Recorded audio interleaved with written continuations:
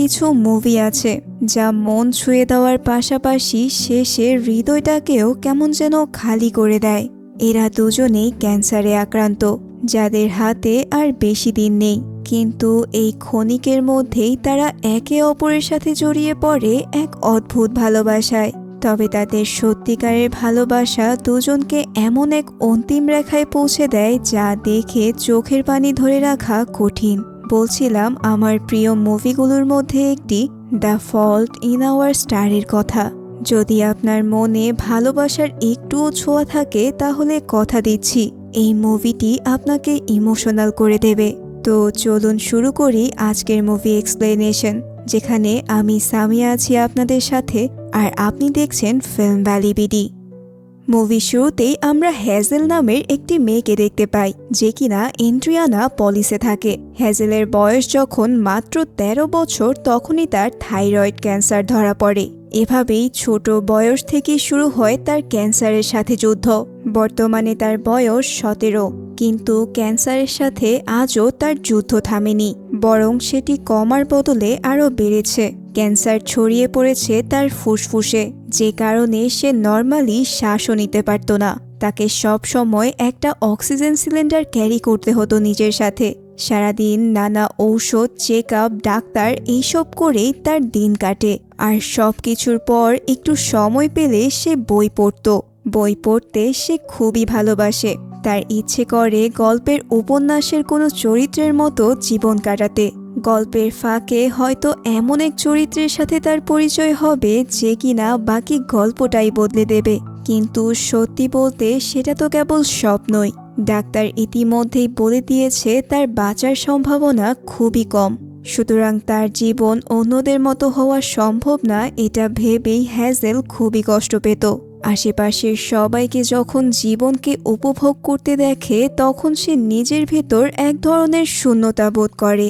আর এসব কারণেই সে সব সময় ভীষণ এবং একা থাকত। তার বেশিরভাগ সময় কাটত একা বসে বই পড়ে। এভাবেই একদিন তার মা তাকে নিয়ে আসে ডাক্তারের কাছে। তিনি ডাক্তারকে অভিযোগ করে যে হ্যাজেল সবসময় ভীষণ আর একা থাকে, তাছাড়া সে বারংবার একই বই পড়তে থাকে। তখন হ্যাজেল যদিও বলে সে ভীষণ না, কিন্তু তার মা এবং ডাক্তার তার সাথে একমত হয় না। ডাক্তার তাকে একটি ক্যান্সার সাপোর্ট গ্রুপে যোগ দেওয়ার পরামর্শ দেয়।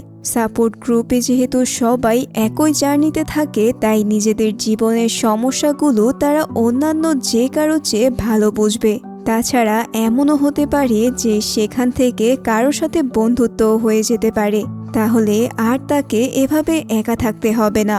তো ডাক্তার আর মায়ের চাপে হ্যাজেল অনিচ্ছা থাকার সত্ত্বেও সাপোর্ট গ্রুপে যোগ দেয়। অতঃপর প্রথম দিন সাপোর্ট গ্রুপে গিয়ে হ্যাজেল অনেকের কথা শুনে। এখানে থাকা সবাই বিভিন্ন ধরনের ক্যান্সারে আক্রান্ত। তারা সবাই একে একে ক্যান্সারের সাথে তাদের জার্নির গল্প গ্রুপের সবার সাথে শেয়ার করলো।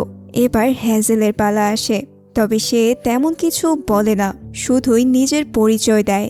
মিটিং শেষ হলে তার মা তাকে নিতে আসে। তিনি খুবই আগ্রহ নিয়ে জিজ্ঞেস করলেন সাপোর্ট গ্রুপে প্রথম দিন কেমন লেগেছে, কিন্তু হ্যাজেল কিছু বলে না। পরদিন ব্রেকফাস্টের সময় হ্যাজেল বলে সে যাবে না মিটিংয়ে। তার প্রথম দিন একদমই ভালো লাগেনি, তাছাড়া সে এইসবে একদমই আগ্রহী না। তার মা বলে, না, তোমাকে যেতেই হবে, তুমি এখনো বড় হচ্ছ, সুতরাং তোমাকে এখন সোশ্যাল হতে হবে, বন্ধুদের সাথে মিশতে হবে। মায়ের পীড়াপিড়িতে অগত্য সে আবারও সাপোর্ট গ্রুপের মিটিংয়ে আসে। সেদিন প্রথমেই লিফটে ওঠার সময় সে একটা ছেলের সাথে ধাক্কা খায়। দ্রুত নিজেকে সামলে নিয়ে সে ছেলেটাকে সরি বলে। ছেলেটাও মাই ব্যাড বলে সেখান থেকে চলে যেতে থাকে। তবে যাওয়ার সময় পেছনে ফিরে হ্যাজেলের দিকে তাকালে ভুলে দরজার সাথে গিয়ে ধাক্কা খায় সে। এটা দেখে হ্যাজেল হেসে ফেলে। অতঃপর গ্রুপে মিটিং শুরু হলে সে দেখে ছেলেটাও সেখানে বসা আর তার দিকে তাকিয়ে কেমন যেন মিটিমিটি হাসছে। এটা দেখে সে একটু বিব্রত বোধ করে। মিটিং শুরু হলে প্রথমে আইজ্যাক নামের একটি ছেলে নিজের জার্নির কথা শেয়ার করে। ক্যান্সারের কারণে সে ইতিমধ্যেই একটা চোখ হারিয়েছে এখন অন্যটাও কিছুদিনের মধ্যেই সে হারিয়ে ফেলতে চলেছে। তবে তার গার্লফ্রেন্ড এবং বন্ধু গ্যাসের অনুপ্রেরণায় সে তার লড়াই চালিয়ে যাচ্ছে। এখানে গ্যাস হলো সেই ছেলেটা যার সাথে হ্যাজেল শুরুতেই ধাক্কা খেয়েছিল। এরপর গ্যাস ক্যান্সারের সাথে তার নিজের জার্নি শেয়ার করে। 1.5 বছর আগে ক্যান্সারে সে একটা পা হারিয়েছে। তারপর থেকেই আর্টিফিশিয়াল পা দিয়েই সে চলাফেরা করে। ক্যান্সার থেকে এখন সে মোটামুটি সুস্থ। তবে সে তার বন্ধু আইজ্যাককে সঙ্গ দিতে সাপোর্ট গ্রুপে এসেছে। তখন গ্রুপের লিডার প্যাট্রিক তাকে জিজ্ঞেস করে, কোন জিনিসটা তুমি সবচেয়ে বেশি ভয় পাও? গ্যাস তখন জবাব দেয়, আমি খুবই অসাধারণ একটি জীবন কাটাতে চাই, যাতে মানুষ আমাকে মনে রাখে। আমার সবচেয়ে বড় ভয় এটাই যে হয়তো আমি তেমন জীবন কাটাতে পারবো না, আর মানুষ আমাকে ভুলে যাবে। প্যাট্রিক তখন গ্রুপের বাকিদেরকে বলে, আর কেউ কি এটা নিয়ে কথা বলতে ইচ্ছুক? তখন সবাইকে অবাক করে দিয়ে হ্যাজেল হাত তুলে। সে বলে, এক সময় কেউ কাউকে মনে রাখবে না। একদিন মানব সভ্যতা ধ্বংস হবে। সেদিন মহামানবদের স্মরণ করার জন্য কেউ আর জীবিত থাকবে না। হ্যাজেলের এই উত্তরটা গ্যাসের কাছে কিছুটা অদ্ভুত সুন্দর মনে হয়। সে আবারও হ্যাজেলের দিকে তাকিয়ে মিটিমিটি হাসতে থাকে। মিটিং শেষে হ্যাজেল বাড়ি যাওয়ার জন্য মায়ের অপেক্ষা করছিল। তখন গ্যাস এসে হ্যাজেলের সাথে পরিচিত হয়। কথায় কথায় সে হ্যাজেলকে বলে, চলো আমরা মুভি দেখতে যাই। ক্ষণিকের পরিচয়ে হঠাৎ এমন প্রস্তাবে হ্যাজেল বেশ সারপ্রাইজড হয়। সে তবুও ভদ্রতার খাতিরে বলে, আমি উইকেন্ডে ফ্রি আছি। গ্যাস বলে, উইকেন্ডে না, আমি এখন যাবার কথা বলছিলাম। হ্যাজেল তখন হেসে ফেলে। সে বলে, স্বল্প পরিচিত কারোর সাথে এভাবে হুট করে মুভি দেখতে যাওয়াটা ঠিক হবে না। এমনও তো হতে পারে সে একজন সিরিয়াল কিলার। গ্যাস তার কথা শুনে হেসে ফেলে। এরপর সে একটি সিগারেট বের করে মুখে দেয়। তবে সেটা দেখেই হ্যাজেল বেশ রেগে যায়। সে কড়া ভাষায় বলে, স্মোকিং তার একেবারেই পছন্দ না। তার উপর গ্যাস নিজে ক্যান্সারে আক্রান্ত হয়েও কিভাবে স্মোক করছে সেটা নিয়েও গ্যাসের সমালোচনা করে সে। গ্যাস তখন তাকে শান্ত করে বলে, কিন্তু আমি তো স্মোক করি না। স্মোক করার ইচ্ছে হলে আমি একটা সিগারেট মুখে নিই, কিন্তু এরপর সেটা আর জ্বালাই না। আর জ্বালানোর আগ পর্যন্ত সিগারেটের কোনো ক্ষমতাই নেই আমার ক্ষতি করার। এটা শুনে হ্যাজেল বেশ অবাক হয়। ঠিক তখনই সেখানে উপস্থিত হন হ্যাজেলের মা। কিন্তু হ্যাজেলকে গাড়িতে উঠতে বললে হ্যাজেল জানায় সে গ্যাসের সাথে মুভি দেখার প্ল্যান করেছে, তাই সে এখন তার সাথে যাবে। গ্যাস তখন হাত নাড়িয়ে তার মাকে হ্যালো বলে। এরপর হ্যাজেল গ্যাসের গাড়িতে করে মুভি দেখতে তার বাড়িতে চলে যায়। গ্যাস হ্যাজেলকে তার বাবা মায়ের সাথে পরিচয় করিয়ে দেয়। এভাবেই গল্প করতে করতে একসময় হ্যাজেল বলে সে বই পড়তে খুবই ভালোবাসে। তার প্রিয় বই হলো পিটার ভ্যান হাউটনের অ্যান এম্পেরিয়াল অ্যাফ্লেকশন বইটা। এই বইটার গল্প একটা ক্যান্সারে আক্রান্ত মেয়েকে নিয়ে। সে গ্যাসকে বইটি সাজেস্ট করে পড়ার জন্য। তখন গ্যাসও হ্যাজেলকে নিজের পছন্দের একটা বই পড়তে দেয়।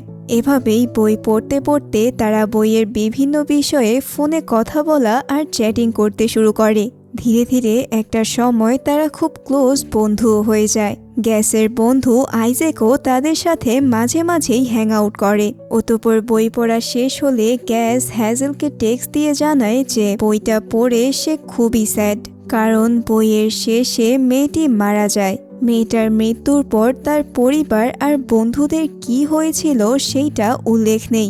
একটা বইয়ের এন্ডিং এরকম অসমাপ্ত সেটা সে মানতে পারছে না। হ্যাজেল বলে, জীবন তো এমনই, সময় ফুরিয়ে গেলে হঠাৎই সব থেমে যায়। তবে হ্যাঁ, আমারও জানার ইচ্ছে এরপর কি হয়েছিল। গ্যাস বলে, আচ্ছা, আমরা যদি লেখকের সাথে যোগাযোগ করি তাহলে হয়তো সে জানাতে পারবে এরপর কি হয়েছিল।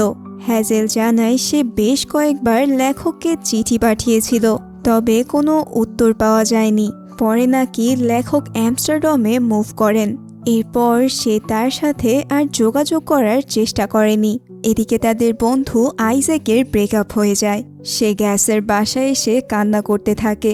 তারা দুজন মিলে তখন তাকে সান্ত্বনা দেয়। এরপর সে রাগের মাথায় চারপাশের সবকিছু লাথি মারতে শুরু করে। গ্যাস দ্রুত তাকে আটকায় এবং একটি বালিশ দিয়ে বলে, ভাই, তোর যা করার এটার সাথে কর। বেচারা আইজ্যাকও তখন সেই বালিশটাকে উদুম মার দিতে থাকে। এর কিছুদিন পর গ্যাসের সাথে হ্যাজেল ফোনে কথা বলছিল। তখন গ্যাস জানায় সে লেখক পিটারের একটা ইমেল অ্যাড্রেস খুঁজে পেয়েছিল। সেটাতে মেইল করতেই পিটারের অ্যাসিস্ট্যান্ট তাকে রিপ্লাই দিয়েছে। হ্যাজেল খুবই অবাক হয়ে যায়। তারপর গ্যাস হ্যাজেলকে ইমেল অ্যাড্রেসটা দেয় যাতে সে লেখকের সাথে যোগাযোগ করে উপন্যাসের শেষটা জেনে নিতে পারে। ইমেল অ্যাড্রেস পেয়েই হ্যাজেল লেখকের অ্যাসিস্ট্যান্টকে মেইল করে। পর মুহূর্তেই অবাক হয়ে দেখে এবার অ্যাসিস্ট্যান্ট নয়, লেখক নিজেই সেই মেইলের রিপ্লাই দিয়েছে। লেখক সেখানে লিখেছে, ইমেইলে এত কথা বলাটা কঠিন, কখনো অ্যামস্টারডামে এলে আমার সাথে দেখা করো। সামনাসামনি কথা বললে সব বিস্তারিত বলা যাবে আর তোমাকেও বোঝাতে সুবিধা হবে। এইভাবে লেখকের রেসপন্স পেয়ে হ্যাজেল বেজায় খুশি হয়ে যায়। সে গিয়ে তার মাকে পুরো ব্যাপারটা জানায় আর জিজ্ঞেস করে সে অ্যামস্টারডামে যেতে পারবে কিনা। কিন্তু দুঃখজনকভাবে তার মা তাকে জানায় যে অ্যামস্টারডামে যাওয়ার মতো টাকা এই মুহূর্তে তাদের কাছে নেই, কারণ তাদের বেশিরভাগ টাকাই এখন হ্যাজেলের চিকিৎসার প্রয়োজনে ব্যয় করতে হয়। তাই হয়তো এইবার তার অ্যামস্টারডামে যাওয়া হচ্ছে না। এটা শুনেই হ্যাজেলের খুব মন খারাপ হয়।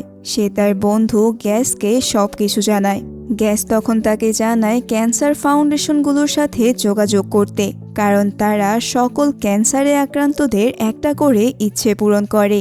কিন্তু হ্যাজেল বলে সে অলরেডি সেই ইচ্ছা পূরণ করে ডিজনিল্যান্ডে গিয়েছিল, অর্থাৎ এখন আর হয়তোবা তাদের কোনো মতেই অ্যামস্টারডামে যাওয়া হচ্ছে না। এভাবেই একদিন গ্যাস হ্যাজেলকে নিয়ে পিকনিকে যায়। পিকনিক শেষে তখন গ্যাস তাকে একটা সারপ্রাইজ দেয়।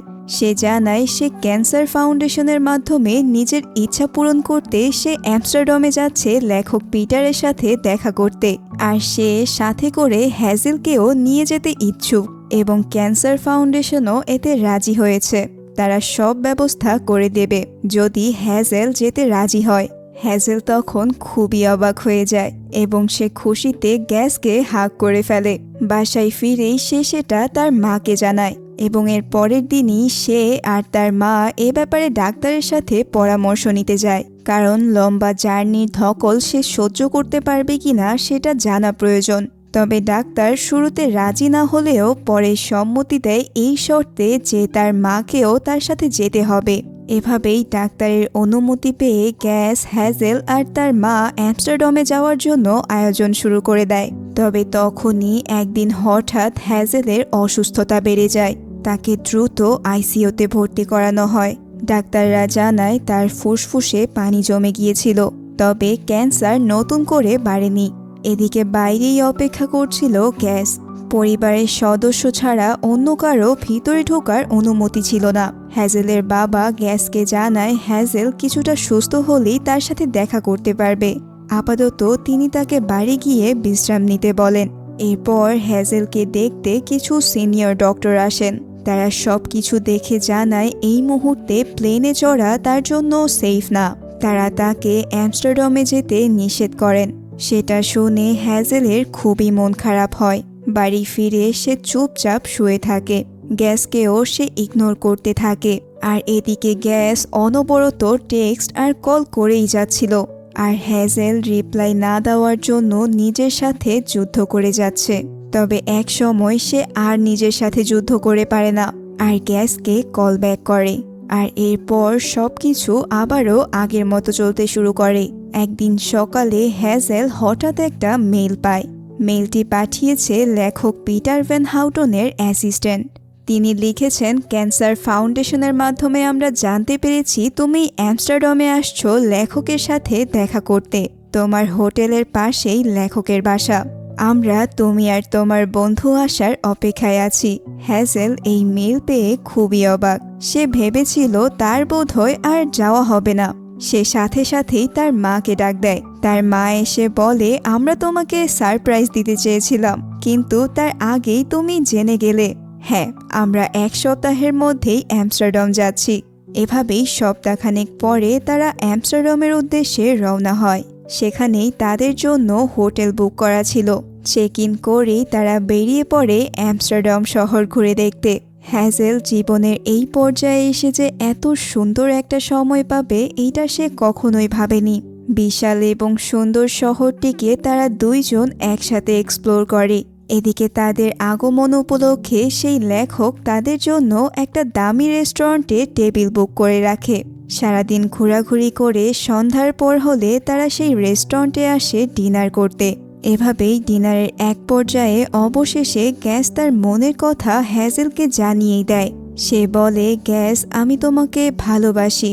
আমি জানি আমাদের সময় সীমিত, তবে জীবনের যেইটুকু সময় বাকি আছে সেই সময়টা আমি শুধু তোমার সাথে কাটাতে চাই হ্যাজেল।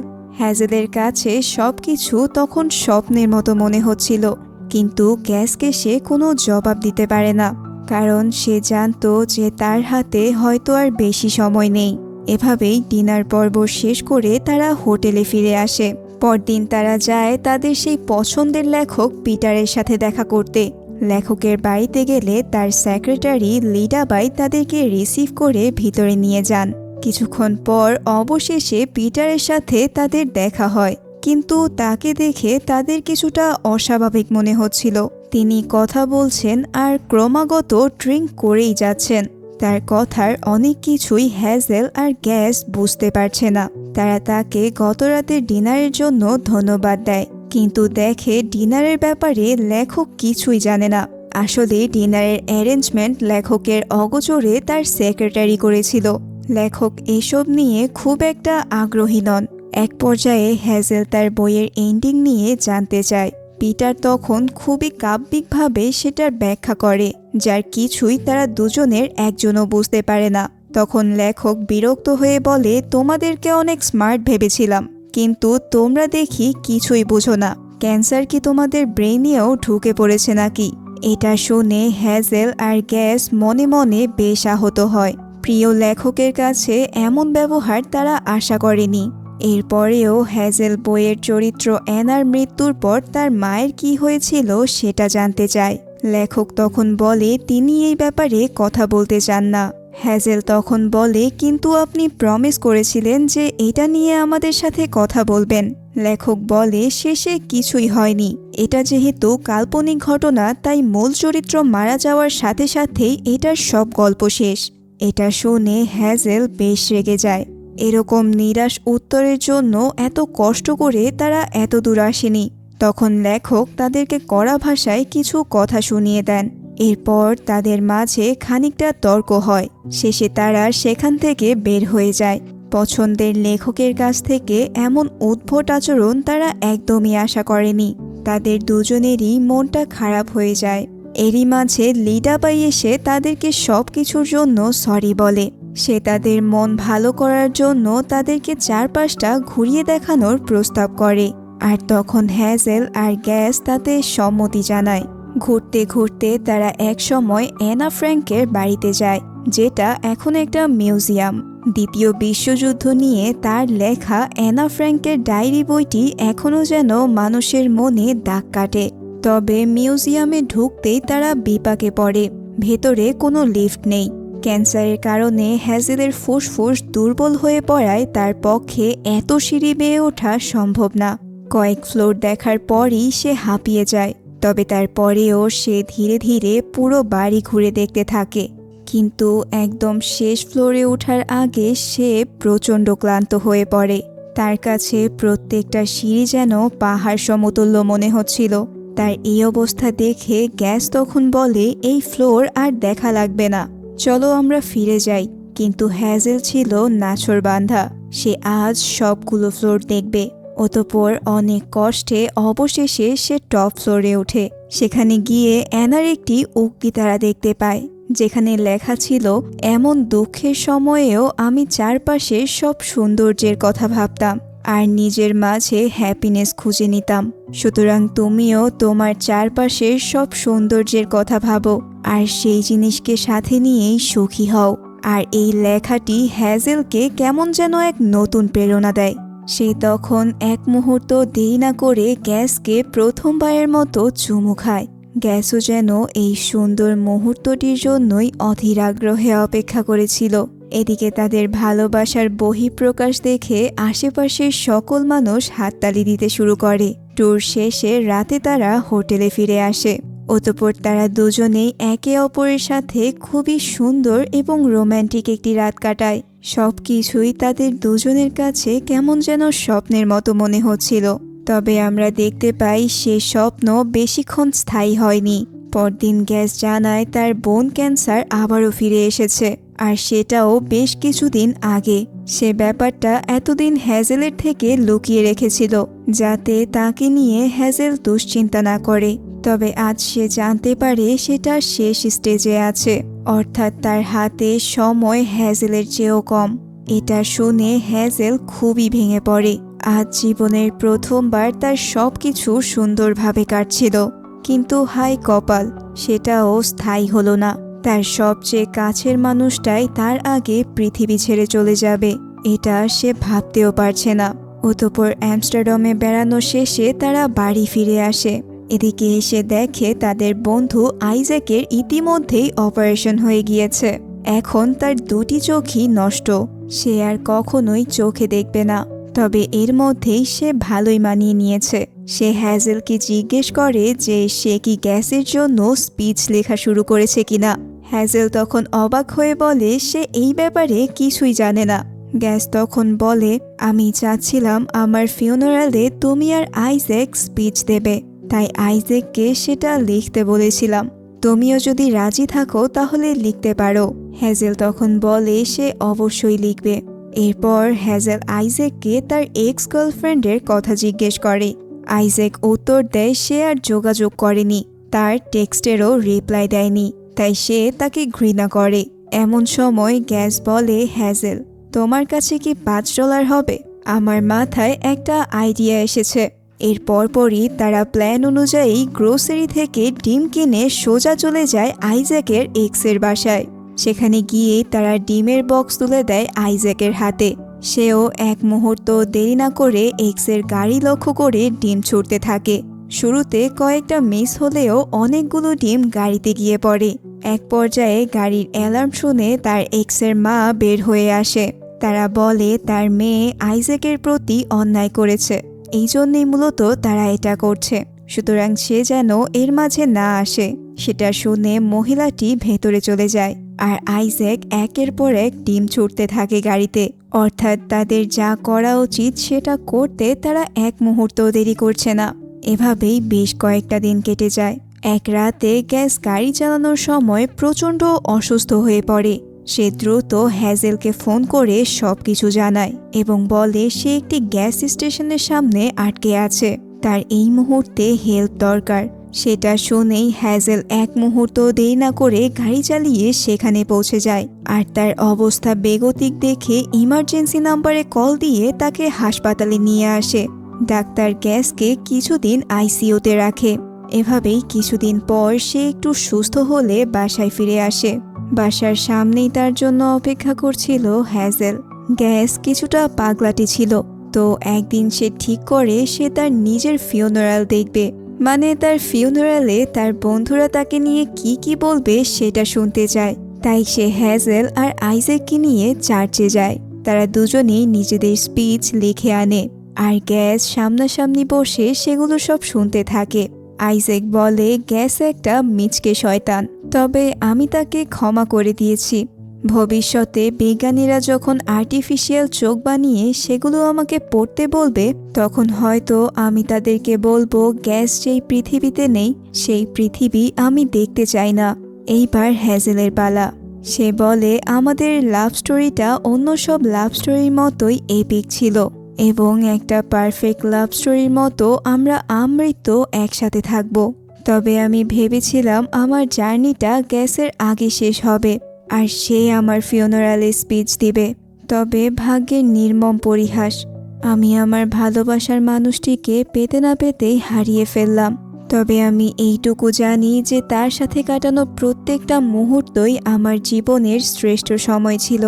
গ্যাস, আমি তোমাকে অনেক বেশি ভালোবাসি।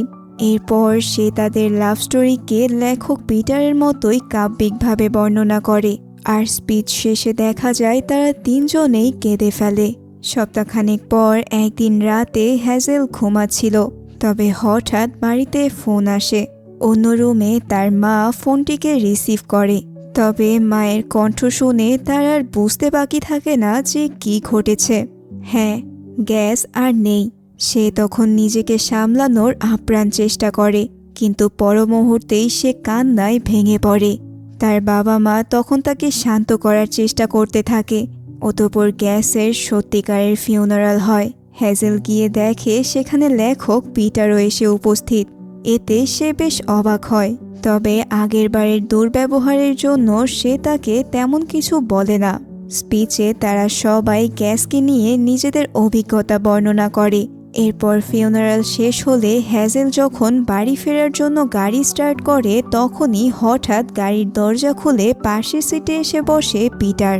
সে পূর্বের খারাপ ব্যবহারের জন্য ক্ষমা চায়, তবে এখনও সে ক্রমাগত ড্রিঙ্ক করেই যাচ্ছিল, যেটা স্বাভাবিকভাবেই হ্যাজেল ভালোভাবে নেয় না। পিটার বলে, গ্যাস আমাকে বলেছিল তার মৃত্যুর পর আমি যেন তোমাকে গল্পের শেষে কি হয়েছিল সেটা জানাই। কিন্তু হ্যাজেল তার উপর বেশ বিরক্ত ছিল, তাই সে তার কথা শুনতে চায় না। সে তাকে গাড়ি থেকে নেমে যেতে বলে, কিন্তু পিটার নামে না।